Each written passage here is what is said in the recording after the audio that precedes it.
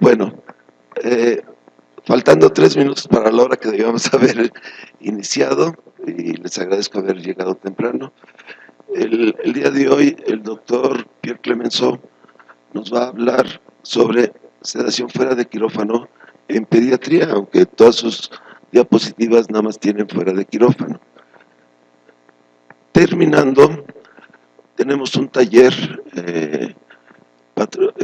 que nos va a dar el doctor Alberto Muñoz, que muchos de ustedes ya conocen, el doctor Jesús Alarcón, y me dijo otra persona, pero se me olvidó el nombre.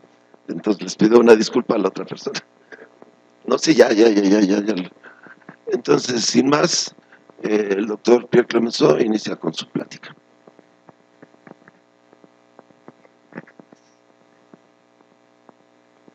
Buenas tardes. ¿Se escucha bien? ¿Sí? Muy bien. Creo que nada más escucha de este lado, ¿verdad? Muy bien. Empezaremos hablando, aunque me insistieron mucho que era sedación fuera de quirófano en pediatría. Yo creo que yo decidí hacerlo en general. Sedación fuera de quirófano en general, principalmente enfocado hacia pediatría. ¿Sí?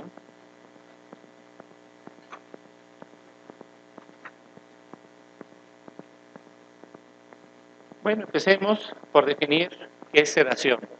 Estado de conciencia que permite a los pacientes tolerar procedimientos poco placenteros mientras se mantiene una adecuada función cardiopulmonar y la habilidad de responder en forma adecuada a órdenes verbales y o estímulos táctiles. ¿Qué quiere decir?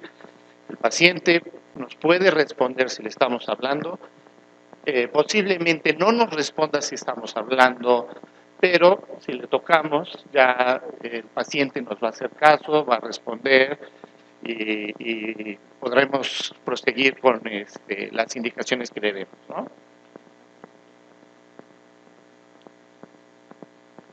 Ok. Disminución del nivel de conciencia inducido por fármacos. Esto es sedación.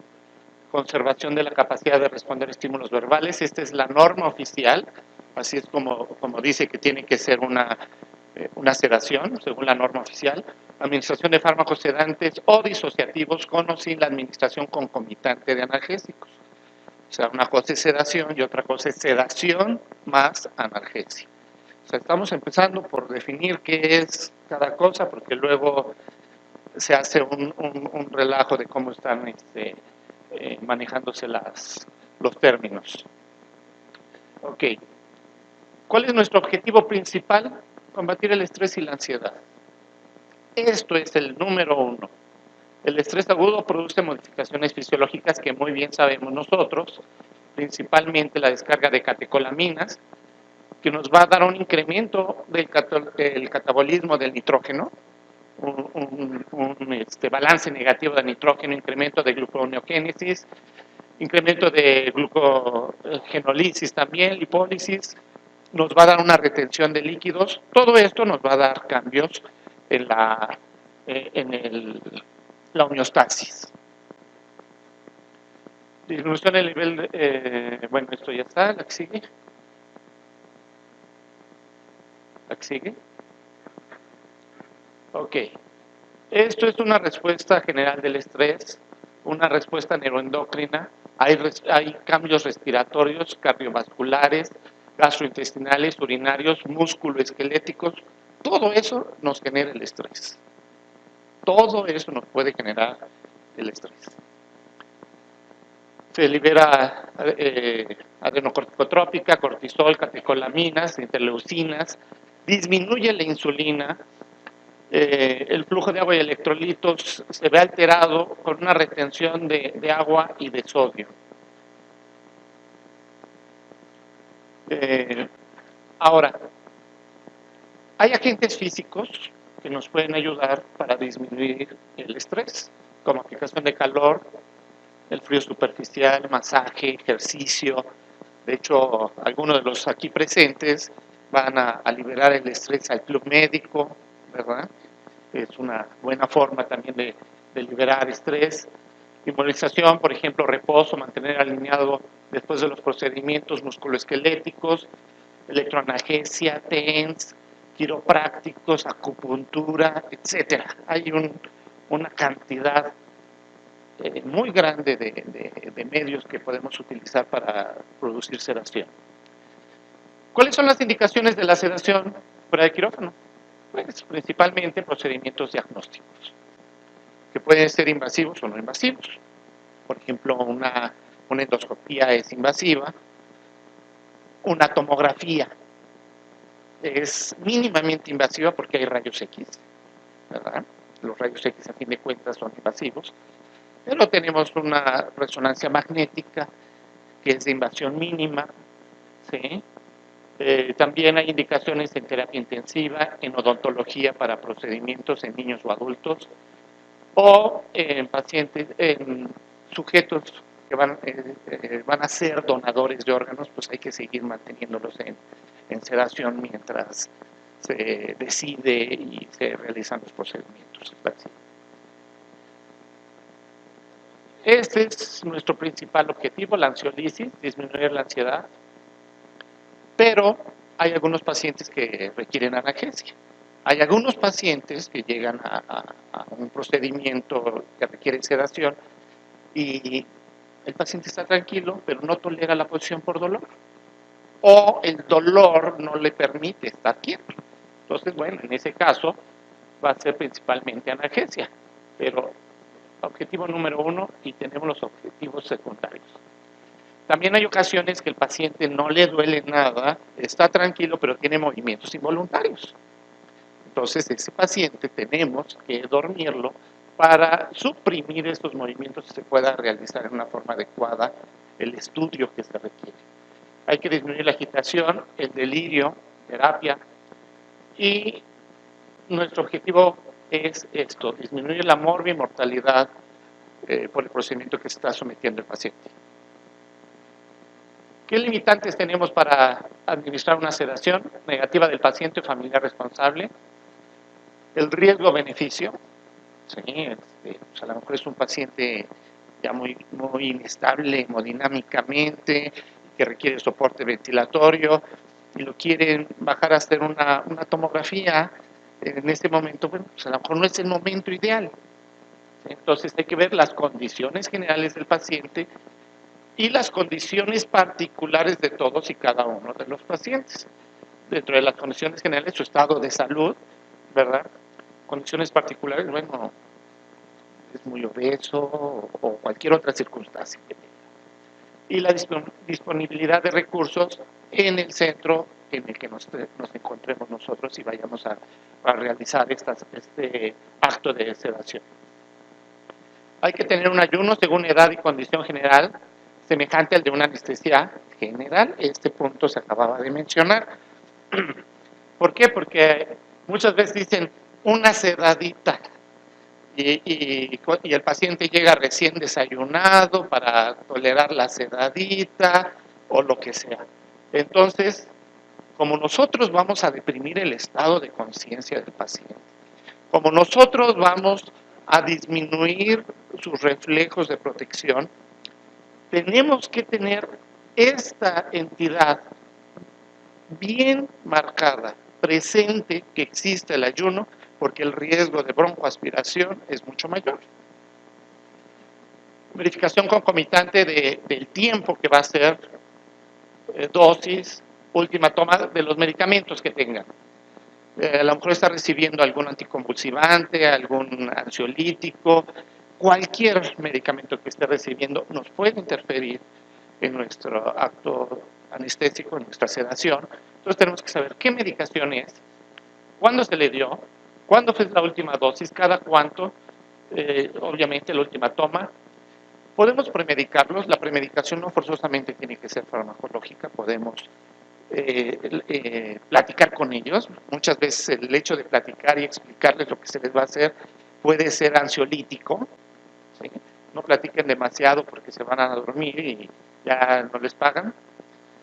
Esto es algo bien importante, no importa qué edad tenga el paciente, siempre tiene que ir acompañado de un adulto responsable. Me ha tocado pacientes que llegan a resonancia, adultos, y van solos, y se van a someter a sedación, ¿Y cómo se van a ir? Y entonces pues yo le digo, bueno, pues que vaya viniendo su familiar o se va en Uber o a ver qué hace, pero usted no puede manejar porque se va a sentir bien, sus reflejos no son iguales, entonces tenemos que tener muy presente que vaya un adulto responsable, los cuales cada vez son más escasos en este país, que lo acompañe. Clasificación. ¿Cuáles son los objetivos de nuestra sedación? ¿Es una sedación primaria o una sedación secundaria? Sedación primaria, por ejemplo, es lo que estábamos mencionando, es un paciente que va a una resonancia o a una tomografía a un niño. El niño no se va a estar quieto, se va a estar moviendo, no van a salir las imágenes. Entonces, nuestro objetivo es una sedación primaria para que se pueda realizar el estudio en forma adecuada. Una sedación secundaria, pues puede ser como en el quirófano. Se le va a hacer algún otro procedimiento y necesitamos sedarlo porque le van a hacer algún procedimiento quirúrgico. La temporalidad de la sedación puede ser una sedación intermitente, lo profundizamos, lo superficializamos, lo despertamos.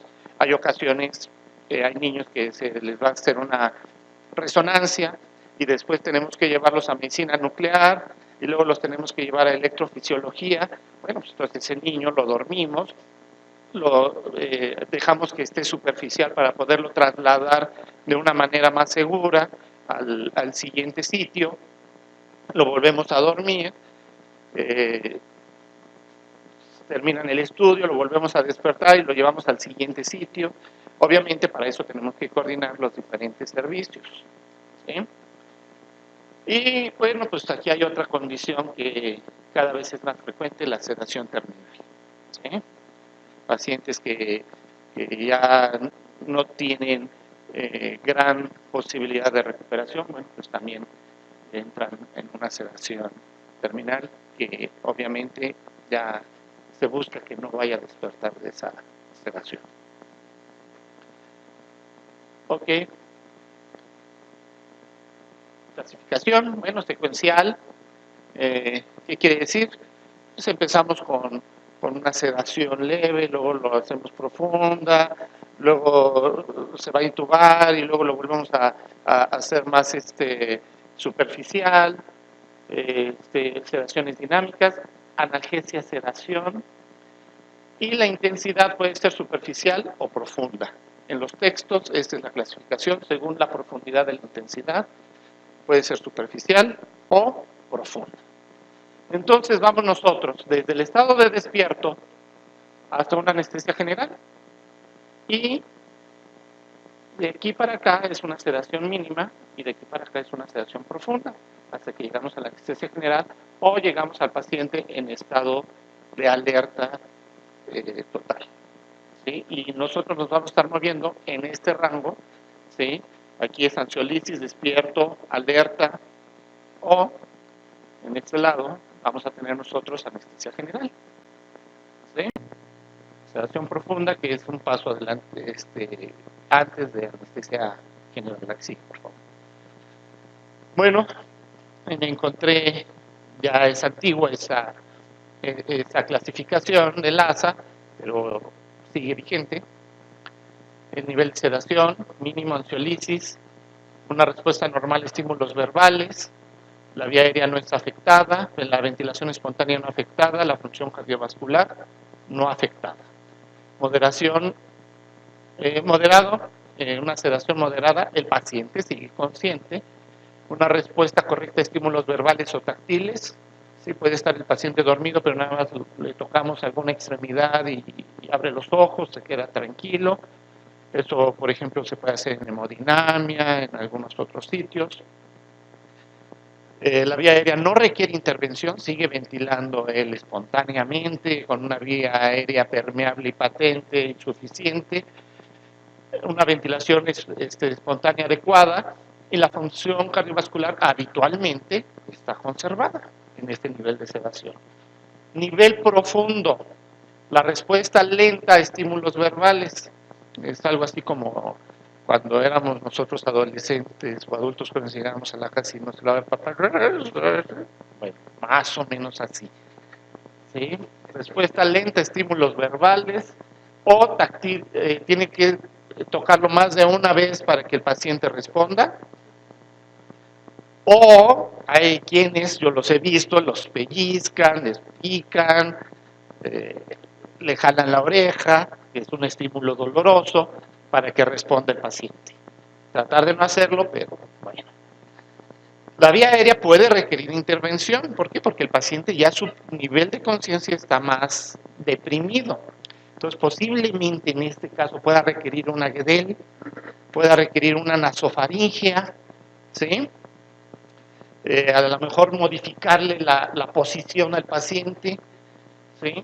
¿Por qué? Porque si no, puede tener una obstrucción, puede retener CO2, puede bajar la saturación de oxígeno. La ventilación suele ser adecuada, no así siempre la vía aérea, recordemos que no es lo mismo A que B, ¿verdad? Y la función cardiovascular sigue conservada. Ya entramos nosotros al rango de anestesia. Obviamente no hay una respuesta a un estímulo doloroso, no se va a despertar si nosotros lo picamos, pellizcamos, mordemos, etc. La vía aérea requiere intervención.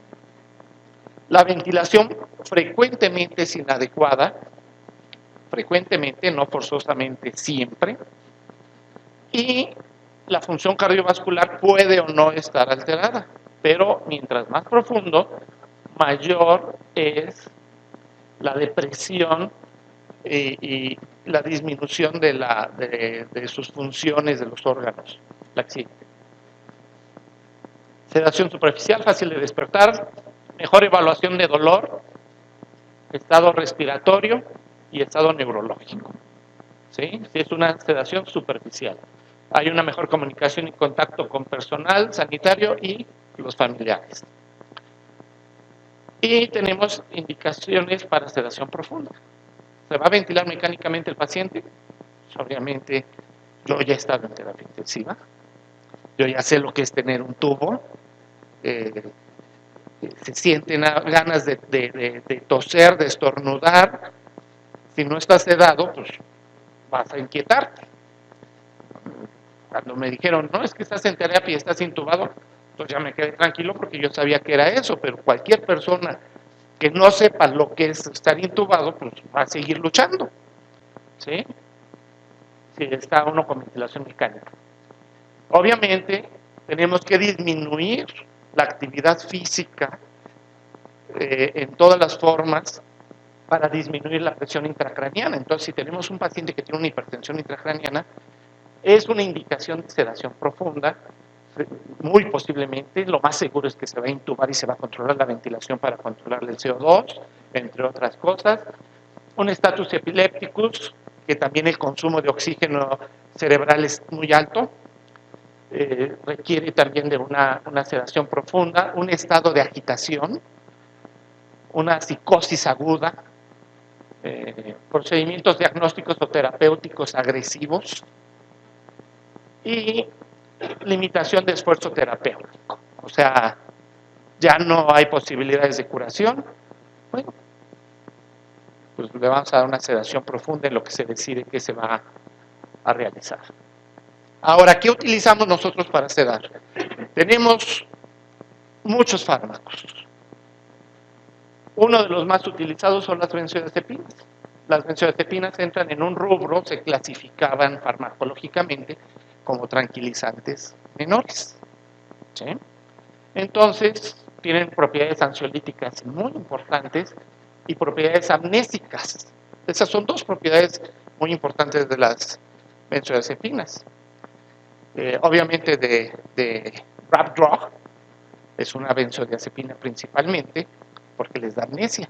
Entonces ya no van a saber quién fue el que abusó.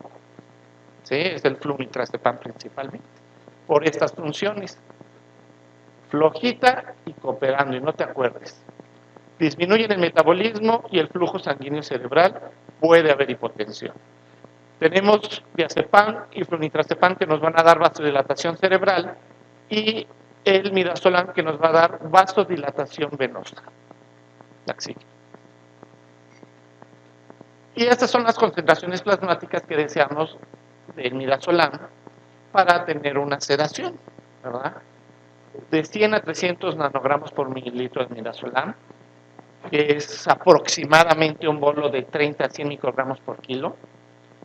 De 100 a 300 nanogramos por mililitro una perfusión, en la perfusión, o sea que son de 2 a 5 miligramos por hora, hablando en un adulto. En niños, disminuir dosis en recién nacidos, ancianos, si tienen insuficiencia renal, insuficiencia hepática, obviamente, porque se elimina por riñón, se metabolizan en hígado, entonces obviamente necesitamos ajustar nuestras dosis porque no tienen la misma velocidad de depuración y de metabolismo. Los niños, los preescolares y escolares, habitualmente incrementamos la dosis. ¿Sí? La dosis que requieren es un poco mayor porque tienen también un volumen de distribución mayor. ¿Sí? Eso tiene que ver. En el propofol nosotros vamos a buscar concentraciones plasmáticas de 1 a 4 nanogramos por mililitro para sedación. Esto es sedación consciente. ¿Sí? El paciente está dormido, pero le hablamos y puede respondernos. Así como el doctor está platicando ahorita, pues igual le hablamos nosotros y va a platicar. Y vamos a obtener esta concentración con un bolo de 1 a 3 miligramos por kilo y una dosis de mantenimiento de 1 a 5 miligramos kilo hora.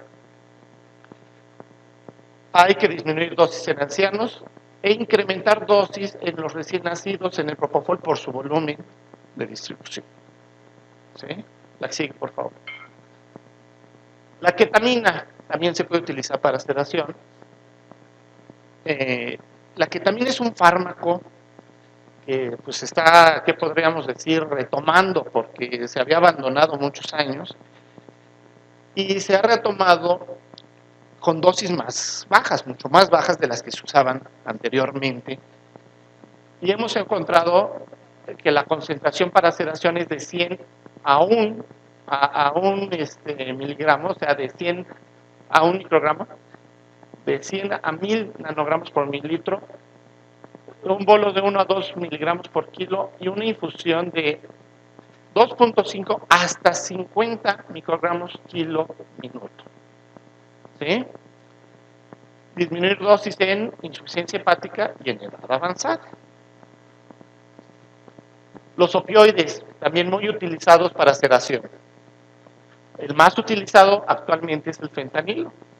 Y vamos a tratar de obtener una concentración plasmática de 1 a 2 nanogramos por mililitro. Y para eso requerimos un bolo de 1 a 3 microgramos por kilo y una infusión de 1 a 5 microgramos kilo hora. Obviamente, en recién nacidos y en los extremos de la vida, vamos a disminuir nuestras dosis. Hay que ajustar las dosis. Estos son guías. Las dosis son individuales, tenemos que ver la respuesta y de acuerdo a eso, ajustar las dosis. Son guías. ¿Sí? El sulfentanilo, tenemos que tener nosotros de 0.05 a 0.2 nanogramos por mililitro, lo cual es un bolo de 0.1 a 0.3 microgramos por kilo y una infusión de 0.1 a 0.5 microgramos kilo hora. Disminuir en los extremos de la vida. Remifentanilo, no se indica bolo. Se va a utilizar en infusión desde el principio porque tiene, por su contexto farmacológico, rápidamente se va a obtener el efecto. Y se indica de 0.5 a 1 microgramo kilo minuto y disminuir en pacientes en edad avanzada. Sigue, por favor. El tiopental habitualmente, yo lo utilizo cuando va a ser un bolo único, porque desaparece su efecto por distribución del fármaco, no porque se esté eliminando y metabolizando.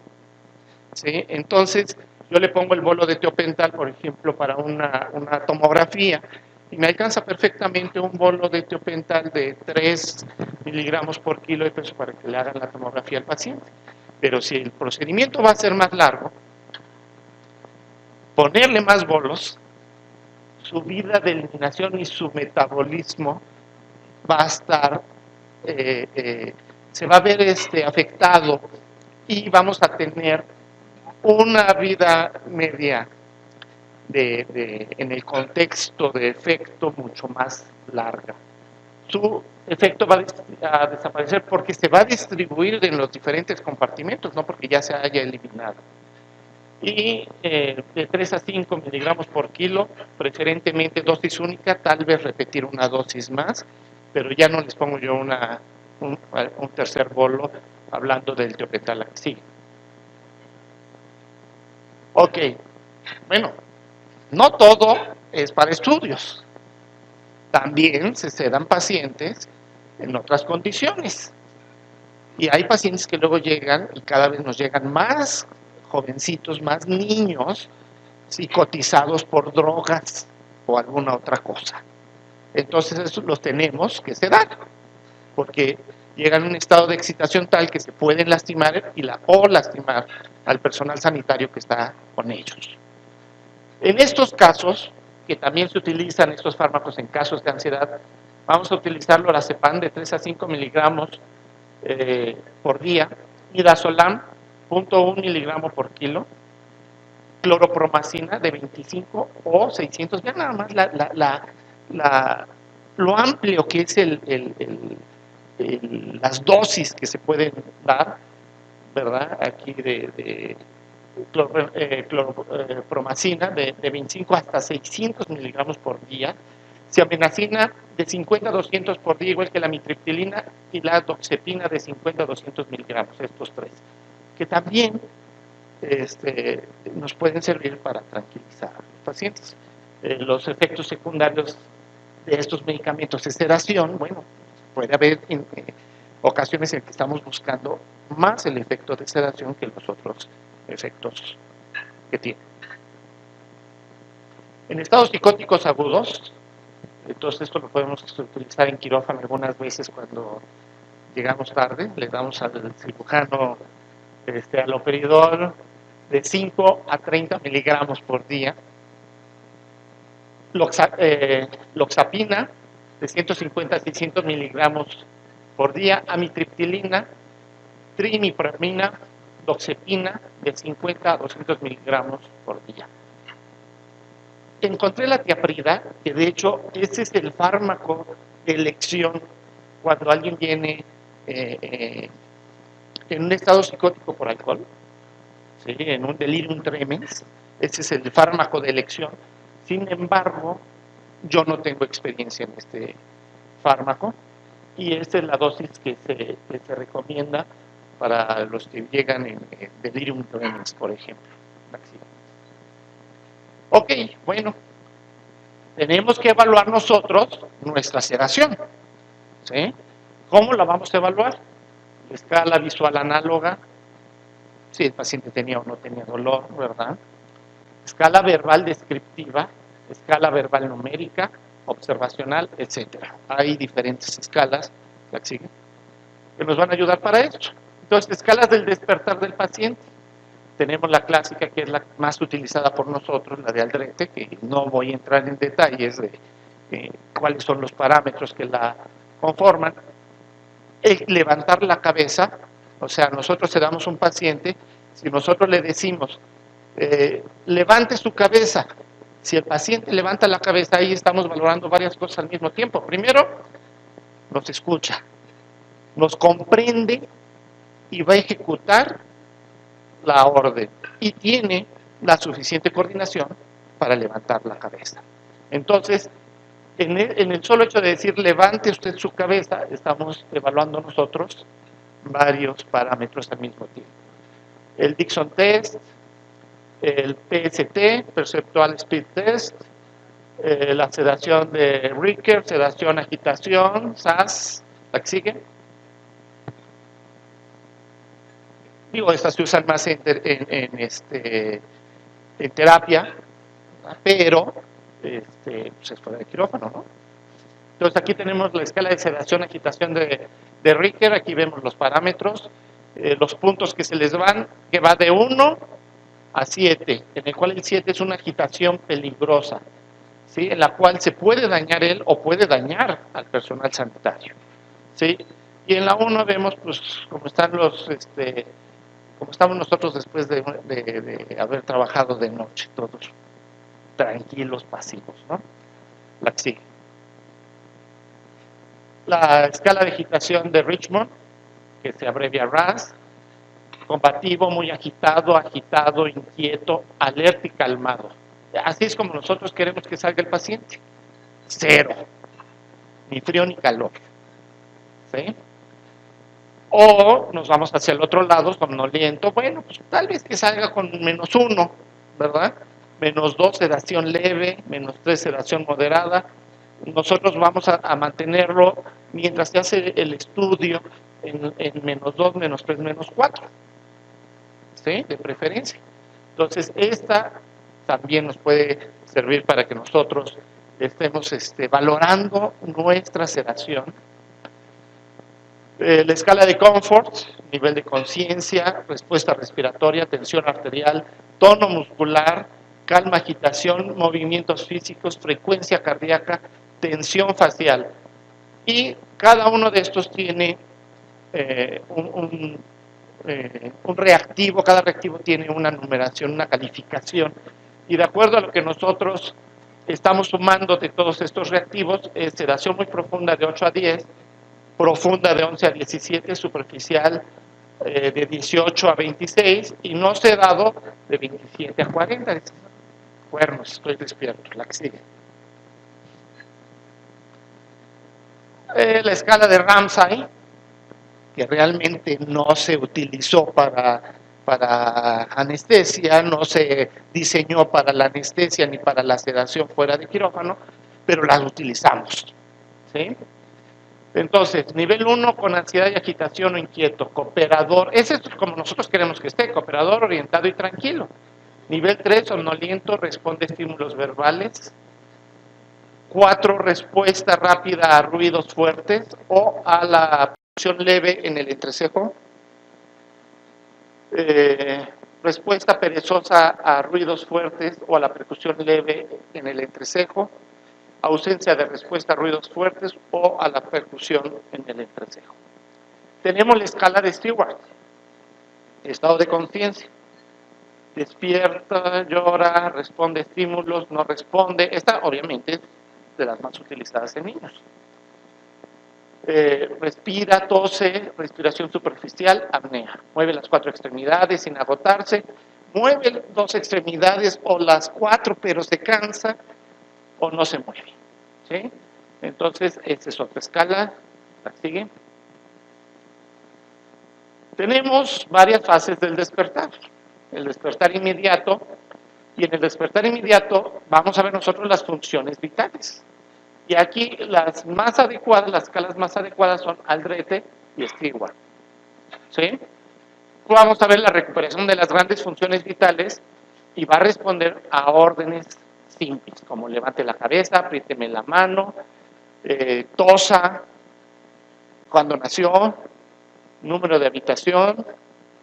No preguntamos el nombre de la esposa porque a lo mejor no se va a acordar en ese momento, ¿verdad?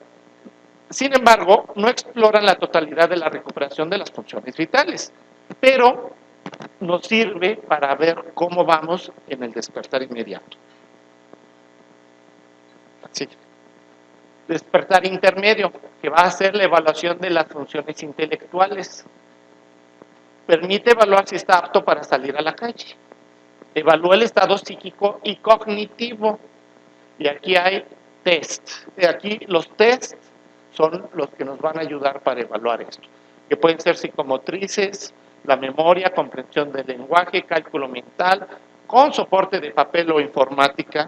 Le ponemos los test y de acuerdo a la respuesta que nos va a dar en el test, nosotros sabemos si puede salir o no puede salir a la calle. Realmente no lo aplicamos, pero deberíamos de aplicarlo porque nosotros nos podemos apoyar con estos tests para que, es que salí y me caí, entonces la culpa fue de usted porque me cegó. Como vamos, si no, o no las retuvo, le diste las indicaciones y no las retuvo, y andaba papaloteando el familiar, ¿sí? Tenemos el despertar intermedio. Aquí vimos las pruebas de puntitos, ¿sí? Trigger dot test. Es poco sensible y difícil de ejecutar en el posanestésico. Está moliendo.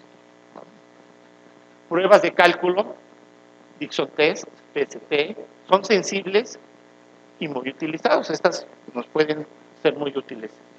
Digits, Symbol Substitution Test, Perceptive Accuracy Test, son muy sensibles, buena evolución de la evolución psicomotriz, evaluación de la evolución psicomotriz.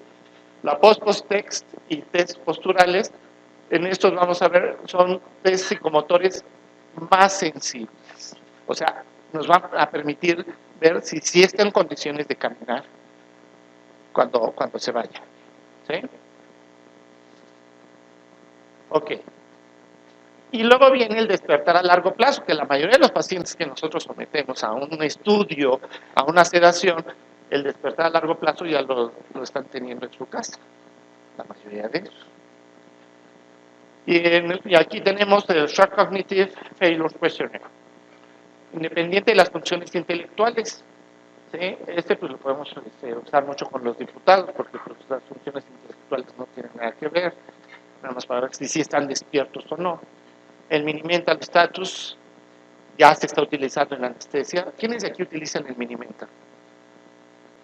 Bueno, ok, uno, muy bien. La anterior. Ok, estos cuestionarios está validado para pacientes de edad avanzada, es sencillo y no necesita soporte. Entonces yo creo que debemos de tener alguna otra sesión en la que nosotros revisemos estos cuestionarios, porque nos van a ser útiles para poder respaldarnos en el egreso de nuestros pacientes ambulatorios. No solamente los que son de sedación, sino también de cirugía ambulatoria que se hayan sometido a anestesia. Y obviamente el Functional Status Questionnaire es muy sensible y es pronóstico a largo plazo. ¿Sí? Todo esto, la evaluación del despertar, en Francia en 1980, por ejemplo, se recabaron los datos de 200,000 anestesias, en los cuales vieron que tuvieron 27 depresiones respiratorias, 7 defunciones y 5 comas persistentes de pacientes que ya habían dicho que estaban despiertos. ¿Sí? Entonces, pues, aguas, algo está pasando.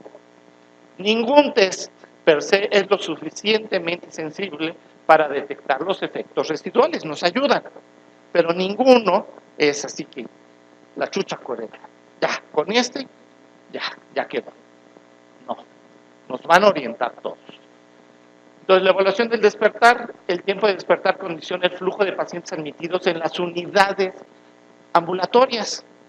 Entonces, se me queda dormido el paciente. No puede entrar a la siguiente resonancia o a la siguiente tomografía. O está ocupado el cubículo para la siguiente endoscopía, etcétera, etcétera. Entonces, el hecho de que el paciente despierte rápido, obviamente, va condicionando el flujo de estos servicios ambulatorios, porque pues, van a ir desocupando los espacios. Entonces, utilizar fármacos de eliminación rápida permiten un despertar más temprano y el alta más pronto de estas unidades. Entonces, el utilizar este tipo de fármacos nos va a permitir que funcione mejor esta unidad ambulatoria.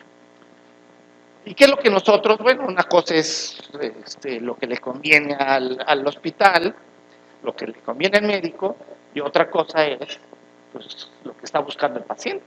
El paciente, tenemos que ver la satisfacción del paciente. ¿Cuántas veces reinterrogamos a nuestro paciente ya cuando se va o después de cuál fue su sensación de todo el manejo que tuvo? La mayoría de las veces no lo tenemos y esa retroalimentación es lo que más nos va a funcionar, lo que más nos va a servir a nosotros para mejorar nuestra calidad de atención. Entonces, la sensación general, la autonomía del paciente, ausencia de confusión. Bueno, pues yo siempre estoy confundido, así es que pues, ahí sí ni qué hacerle. Pronta recuperación de las capacidades para comprensión y retención. O sea, no solamente es que te entienda, sino que se acuerde de lo que tú le dijiste, ¿sí? Escalas del despertar, bueno, tenemos ya, hablamos, estas ya las vimos, ¿no? La que sigue. La que sigue. Sigue, no. Ok, bueno, esta es la escala de Aldrete, clásica, ¿sí? La original que se publicó en Florida en 1994. Ya tiene sus... se modificó en el 94, se hizo antes, pero se modificó en el 94, ¿ok? Ya no estaban aquí.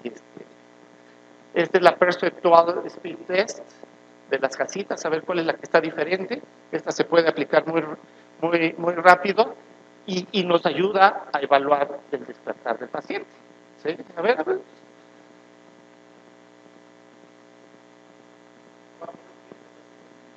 Ok, abajo a la izquierda. ¿Sí? Sí está abajo a la izquierda, la que sigue. O sea, está cerrado, ya no le den alcohol. La que sigue, por favor. Sí, la que sigue. La que sigue. La que sigue. Bueno, pues ya.